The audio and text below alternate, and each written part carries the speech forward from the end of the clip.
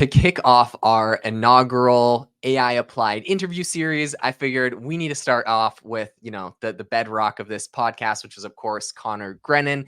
So we're going to talk to Conor Grennan a little bit about what AI tools he is using and applying into his workflows, what tools look really interesting that he's seen in the space today.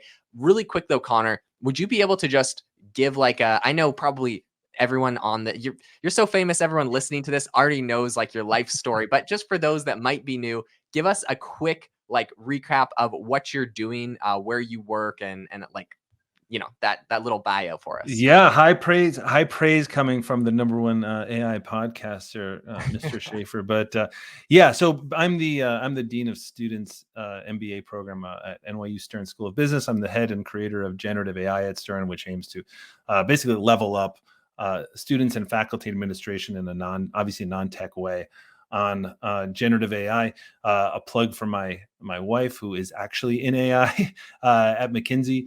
She does responsible AI really and digital trust. So just love the work that she's doing over there. But yeah, so I don't have a background in that. Like I got into this more recently, built out a framework to teach our students, ended up asking heads of companies like, hey, how are you using this? They were telling me, you know what I'm going to say here. They were telling me like, yeah, we're not really using it. So they asked me to come and train them. So I was like, okay. And then my model just sort of flipped, and it kind of goes, and one more second on that, it kind of goes to why we wanted to do this podcast, right, Jaden, which is like, I think a lot of people sort of see that this is a thing, but they're not sure how to apply it. And you and I are both like you with AI Box, sort of, the startup that you have, which is, working sort of with workflows, and it can really almost be agnostic to what you want to do. I love that. I was really attracted to that. And then what I do is I changed that whole sort of like teaching the tool and changed that to sort of teaching behavior and how we work. And so that was how my paradigm shift. And that's when it sort of exploded. And I ended up, sort of things just kind of blew up a little bit. So I post about that every day on LinkedIn. Super, super cool. And for those that are not following him yet, you need to join Conor's group of, 50,000 fans. The man is a legend. He posts amazing AI news, updates, information, studies, stuff you're just not going to find anywhere else. He breaks it down to make it super easy. So yeah, go follow him on LinkedIn for sure. Okay, Conor, kicking this off, what I want to ask you about is, what are some of the top AI tools that you personally use in your workflow and that you're seeing out there that you think other people should be using? I want to tell you about today's sponsor, which is AI Box. AI Box is my own personal software company I'm currently working on, and we have officially launched a crowdfunding campaign over on Republic. AI Box is essentially a no-code AI app builder and marketplace, so you can chain together any AI models, put in your own custom prompts, and automate your workflows. If you're interested in investing in AI Box, you can go to republic.com/AI-box. We're raising up to $1.2 million, but we're really, really excited where this goes and excited to help you automate your workflows and bring AI to the masses with AI Box. Yeah, so for me, I don't want to sound boring and just say like ChatGPT, but that's the big one, right? That's sort of like the OG. That's kind of the, the mother load. It has a lot. It's sort of super smart, foundational, and everything like that.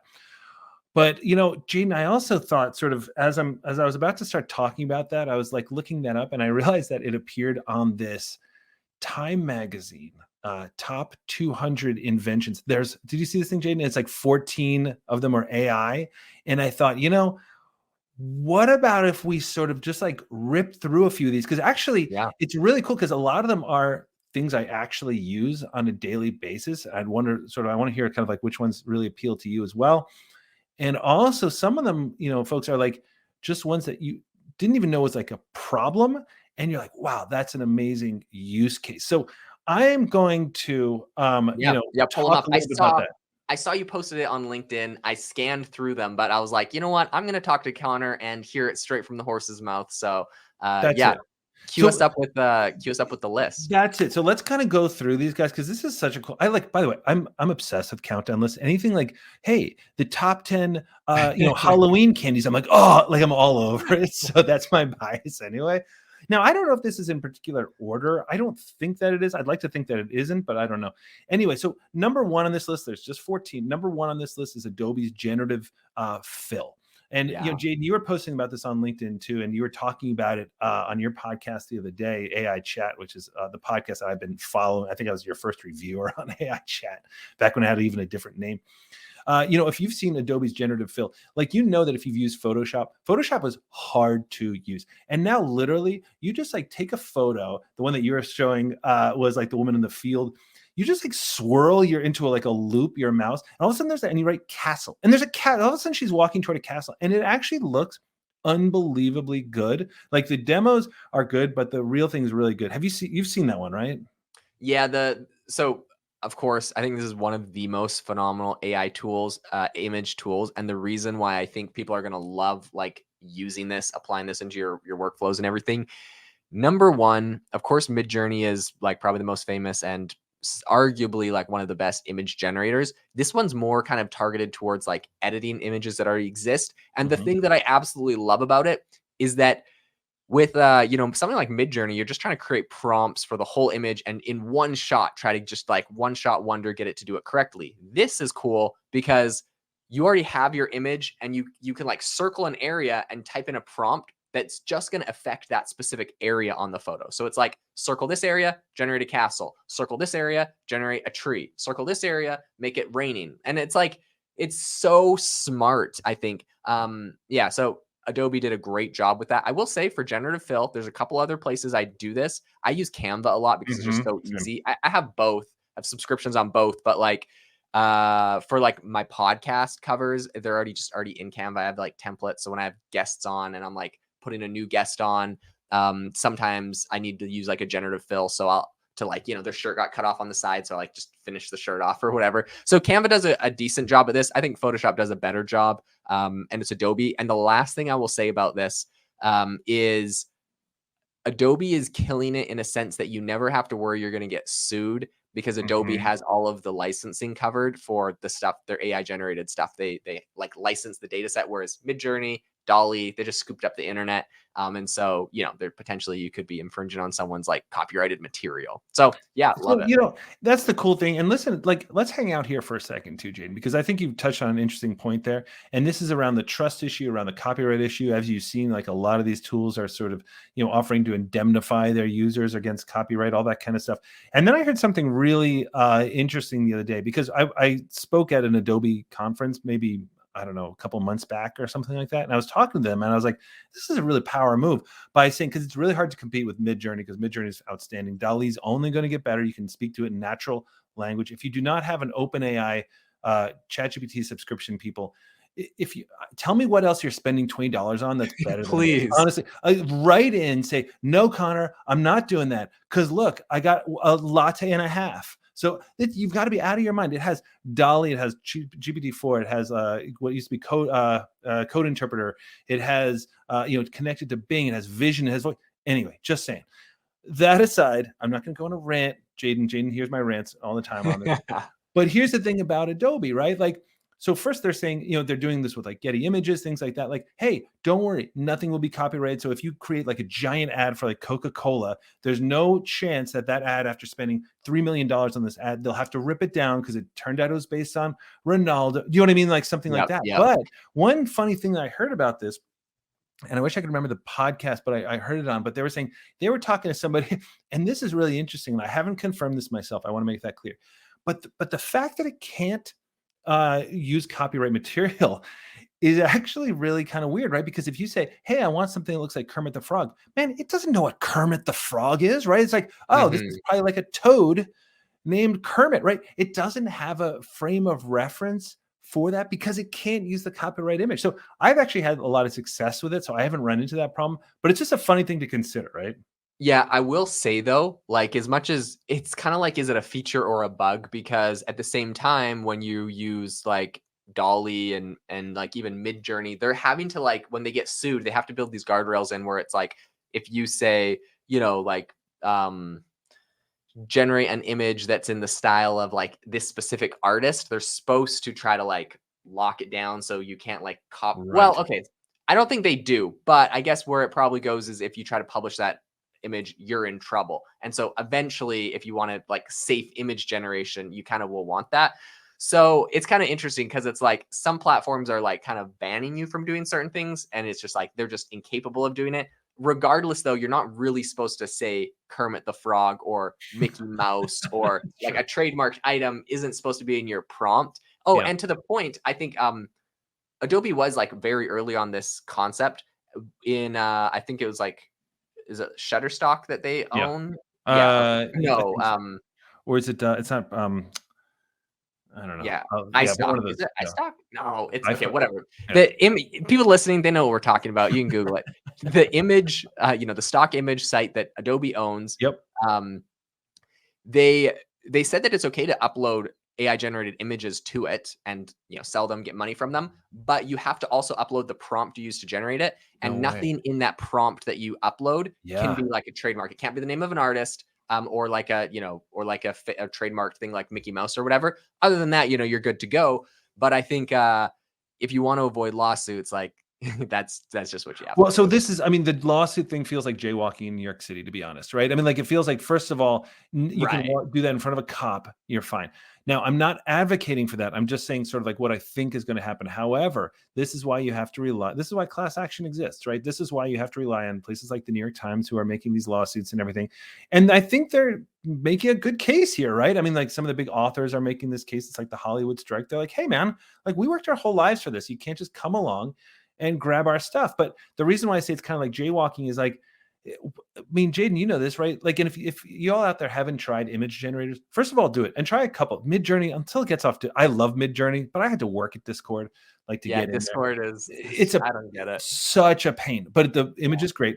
But Dolly in ChatGPT, it's super easy. It creates really Yeah, good that's things. You easy. can talk to it. But to the point about the prompt and putting the prompt in there, what I find really interesting about that is that doesn't actually really do anything, because it's never going to replicate that image. So you could Mhm. say, hey, do something about Kermit the Frog, and apologize to that podcast. Gosh, I'm going to have to issue an apology at some point who is talking about this, but there, you could say Kermit the Frog, but then in your prompt say, oh, a fuzzy puppet frog or whatever, because even if you said Kermit the Frog, it would never recreate that exact image anyway. Yeah, You know what I yeah. mean?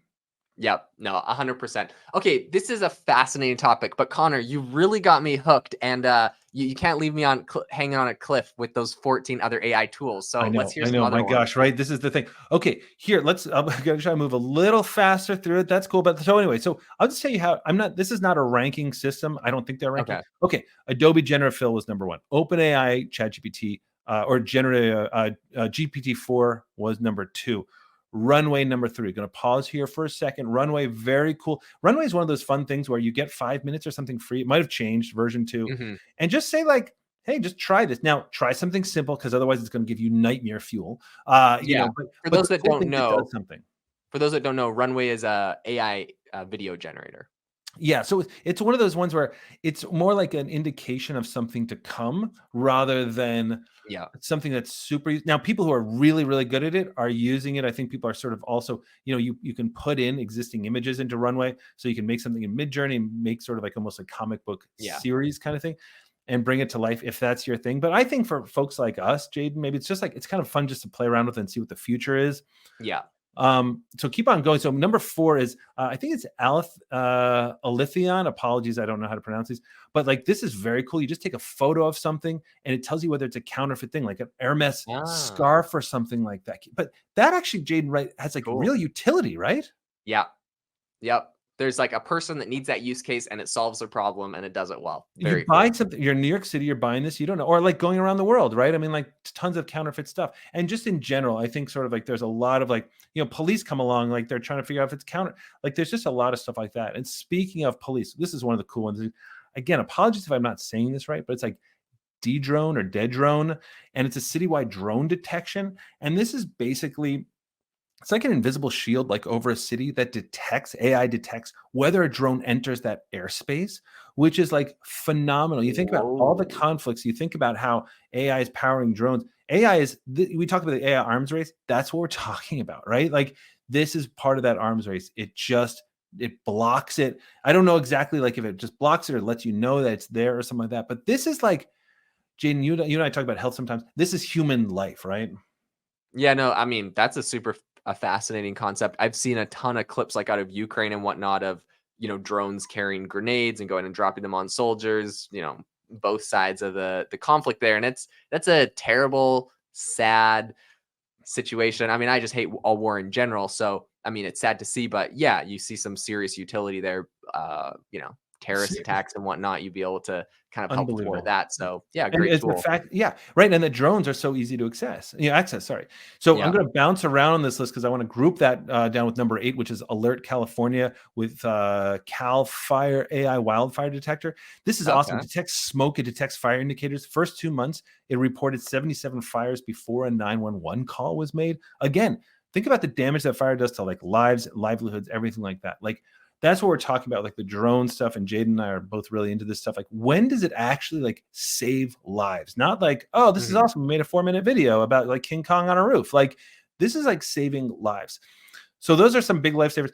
I just want to sort of like jump back though to 6 and 7 for those of you who are keeping score at home. Like Meta's seamless M4T instant language translation.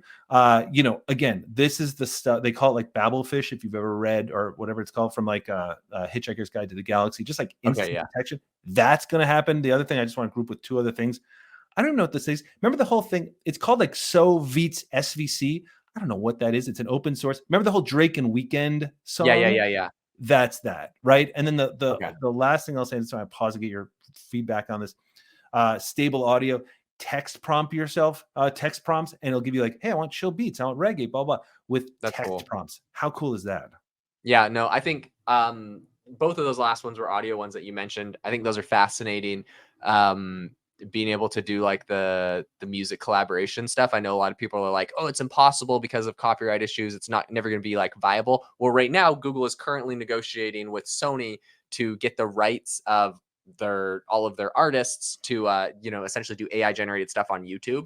So I think that's going to be a big area where everyone's going to be creating AI collaborations and remixes and whatever, and the licensing is all going to be in place. That's going to be a very interesting, exciting wave in the whole music industry. So those are some cool tools. I think so too. I just think that and again, there's more and more artists kind of getting on board with this, and so it'll be interesting to see in a year what feels normal.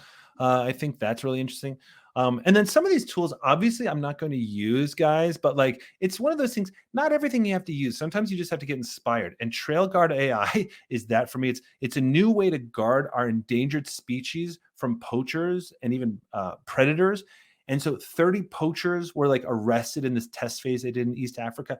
Like that's kind of right. Like that's the okay. stuff Wait, that do you know what it actually does beyond? I Like, have a picture of it, and it okay, looks like just like a tiny like plastic thing. It's next to like an iguana. If that's what it is, it's like a foot high. so is it? So it's like like vision. It's like a camera. That's the thing. I don't know. I couldn't figure out like sort of like what it actually does. I think, yeah, it's partially it's vision, but there must be like way more to this. I mean, it must track, because if it's tracking like predators, like protecting, I want to know how it protects an endangered species from a predator. Now, maybe it's just like a detection. Like I'd love like many like, soldiers to come out and like, but this stuff is just, I don't even need to know. I just want to be happy about this. Do you know what I mean? Like, so no follow-up questions. I'm just happy whatever this thing is. Okay, So I well, love that. sounds All right, fascinating. I'm gonna double tap on it for a second. go. The drone one and this one, I have to assume that these are computer vision. Yeah. Like when they say it's AI, like what it does. So probably like cameras that are like looking, and then it's running it through. It's essentially running it into a computer that's detecting what the objects are. Okay, drone detected. And then it, like for the drone one, there's like certain signals you can shoot at a drone pretty much that block off the drone's access to its like controller. So like in the drone case, let's say there's a drone with like a bomb on it flying around New York City, gets detected, cuts off access to the controller, and when these drones get their access cut off, they essentially land. I'm sure terrorists or other bad actors will build in things that make it so that that's not the case. That's currently how we deal with drones. In the one for the for protecting endangered species, it's got to be something similar where it's like essentially a camera, but then it's using computer vision to determine what the animals are. Yeah. And like when people are like, well, why is this AI? It's like, because your alternative is there's a live cam that you have to have like 100 people watching these live cameras to see, oh, look, the snow leopard walked by. Now, where's it going to be next? Like, that's like outrageous and like a huge waste of resources. If you could just have an AI that watches it, it tracks all the animals. Okay, my only criticism on all of this, which I'm sure will be surprising to some, is if it's protecting animals from poachers, yeah, that's fantastic. That's, obviously terrible. Poaching endangered animals, terrible. My only thing that I'm like a little bit less optimistic on is like protecting animals from predators. I feel like Yeah. at some point when humans like just try to mess up with an Yeah. ecosystem too much, I mean, like maybe we protect them by like, I don't know, putting them in like a safe area where there are no predators. I don't know, but like it's like, oh, we're not going to let the cheetah eat any gazelles because the gazelle is protected. It's like, yeah, but then like what's the cheetah going to eat? Because like Jaden, my gosh, have you ever watched a Disney movie? Like, what? Do you have a heart? I thought you had like children. Like, what is wrong with you? No, we are going to protect these endangered, sweet little animals from the evil predators. Like, and by the way, also in fairness, just to kind of counterpoint that, it's probably our fault that those things are endangered in the first place. So true. we probably owe them something on this, We right? owe them a little protection. Yeah. Well, you know what's funny though, like on that conversation, which I know this is getting completely derailed, so I will try to pivot back very soon. There's a list of animals that are considered charismatic animals, and those are the ones that you're most likely like if you get an ad in the mail that's like protect the rainforest or protect something, look at it, it's going to be a panda Yeah, or it's going to be a 100%. puppy or it's going to be 100%. like or a dolphin. Like they have Yeah. like charismatic animals, and those are the only ones that we ever talk about. So it's like people aren't quite as concerned about protecting the endangered Like rattlesnake the like in the spiders. Sahara Yeah. Desert. Yeah, the spiders. Yeah. Well, that was yeah. Anyways, That's funny okay. side Fair, tangent. fair point. Fair point. I love that topic. Just to wrap this up to kind of get us through this list here. So another one is OpenAI's DALL-E 3. Again, the reason why that's such a big deal is that you can actually talk to the image generator. It's like having somebody alongside being like, hey, I don't really want that. I want that. I've used it. It's hard to get an image back. That's the only thing. You can describe it as much as you can. But the really cool thing about DALL-E 3, Jane, you've probably used it too a lot, is like you can say, hey, remember that image that you created? What was the prompt that you use? How would I do that? So it's just an amazing co-pilot for you in terms of prompt creation, because otherwise it's just tons of iteration, as anybody who does this a lot will tell you. That's pretty cool. And then Audio Shake, we're coming down to the final two. Audio Shake, giant band playing, and it allows you to like just isolate one, so like the flute or something like that, right? Which is apparently like super hard. I'm not a big music guy, but Jaden, you probably know something about That's that hard. too. Yeah, okay. It's freaking hard. Yeah, that's And cool. then the last thing is Humane. And Jaden, I think we've talked about Humane before. This is the wearable pin. Listen, we could do a whole episode on Humane. I'm pretty bullish on it, but I love that it made the list because again, they're taking a big swing. It's a beautiful device. It was in the Paris Fashion Show. They got to get the trust thing right. They're trying that with the trust light. We're going to see how they handle that. But I think that the sky's the limit with that. And Jaden, those are your 14 Time Magazine top 200 AI, except the 14 that are AI list. Connor, well, that is a fantastic list. Thanks so much for coming on and sharing with us, all of these interesting new AI tools that are being used and applied. I hope that for the listener, this was useful, to hear kind of like what's going on, what the top things are, and some interesting use cases. There's a few on there that I had not heard of or was not aware of, but it's really interesting. And I got to go do my own independent research on kind of the list and how it all works, because you can hear me speculate on how some of these work or how they might, and I might be like completely off the mark on like the drones or like the endangered animal tracking, all that kind of stuff. So, that is just my hot take opinion on some of those. Thank you so much for sharing those. To the listener, thanks so much for tuning into the AI Applied podcast. Hope that you learned some really interesting new facts and ways to start applying AI into your workflows, into your career, to help leveling yourself up. Make sure to rate us wherever you get your podcasts and have a fantastic rest of your day.